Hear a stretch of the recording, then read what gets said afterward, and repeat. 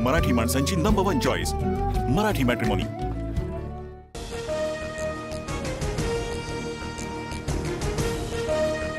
उद्धव ठाकरेंकडून आज आमदार आणि खासदारांसाठी डिनर डिप्लोमसीचं आयोजन, तर दुपारी ठाकरेंची जिल्हा प्रमुख पदाधिकाऱ्यांसोबत बैठक।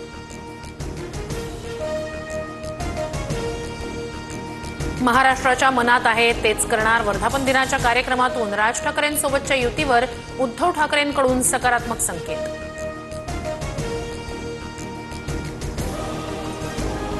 मराठी ताकद एकत्र होऊ नये म्हणून मालकांचे नोकर भेटीगाठी घेत आहेत। राज ठाकरेंच्या भेटीवरून मुख्यमंत्री फडणवीसांवर उद्धव ठाकरेंचा हल्लाबोल।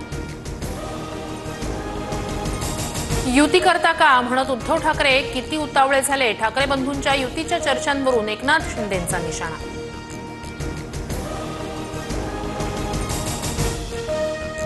शिवसेना प्रमुखांचा ब्रँड पुसायला निघाले तर तुमचं नाव व निशाण पुसून टाकेन, अंगावर येताना अँब्युलन्स घेऊन या, जाताना आडवे होऊन जाल। मुंबई महापालिकेवरून भाजपला उद्धव ठाकरेंचं थेट आव्हान।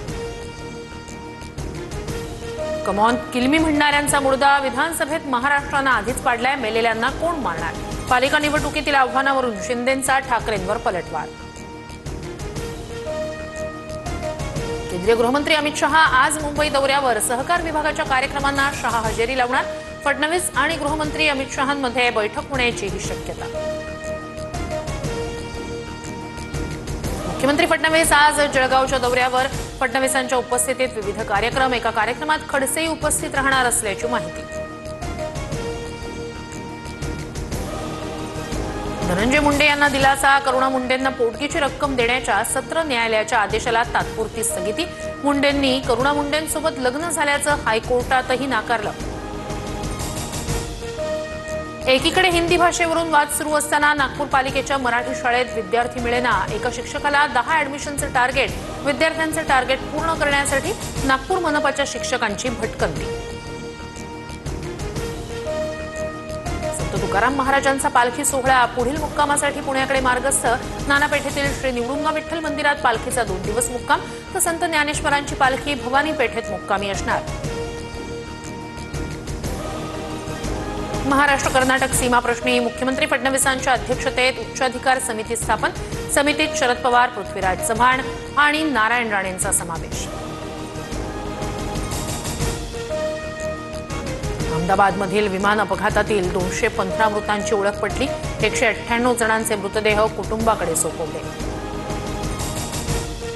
मुंबईतील लोकल फेऱ्या दुप्पट करणार, नोव्हेंबरमध्ये स्वयंचलित दरवाजे असलेल्या पहिल्या लोकलची चाचणी घेणार, रेल्वे मंत्री अश्विनी वैष्णव यांची माहिती। कल्याण पूर्वेतील अल्पवयीन मुलीवर अपहरण, अत्याचार, हत्या प्रकरणात साक्षी गवळीला जामीन, पुरावे नष्ट करण्यात मदत केल्यानं हत्येचं कलम लागू होत नसल्यानं जामीन मंजूर। गौतम नवलखांना दिलासा नाहीच, नवलखांना दिल्लीत कायमस्वरूपी राहण्याची परवानगी देण्यास कोर्टाचा नकार। राज्यभर पावसाचा तडाखा, मात्र अमरावतीतील मेळघाटात भीषण पाणी टंचाई, महिलांची हंडाभर पाण्यासाठी पायपीट। हर घर नल योजनेअंतर्गत प्रत्येक घरी नळ देण्याची महिलांची मागणी। नाशिकमध्ये गोदाघाट परिसरातील पाणी ओसरलं, गंगापूर धरणातून पाण्याचा विसर्ग होणार असल्यानं परिसरात पुन्हा अलर्ट।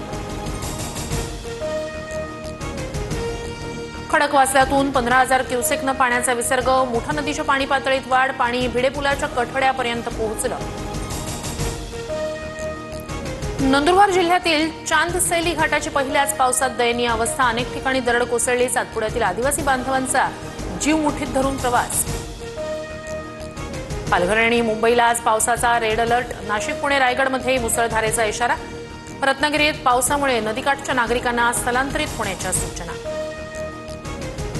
परदेश दौऱ्यात विविध देशांच्या राष्ट्राध्यक्षांना मोदींकडून खास भेटवस्तू, डोकरा नंदी, बलुआ पाषाणात कोरलेली कोणार्क चक्राची प्रतिकृती, कोल्हापुरी चांदीपासून तयार केलेला आकर्षक कुंभ इत्यादी वस्तूंचा समावेश।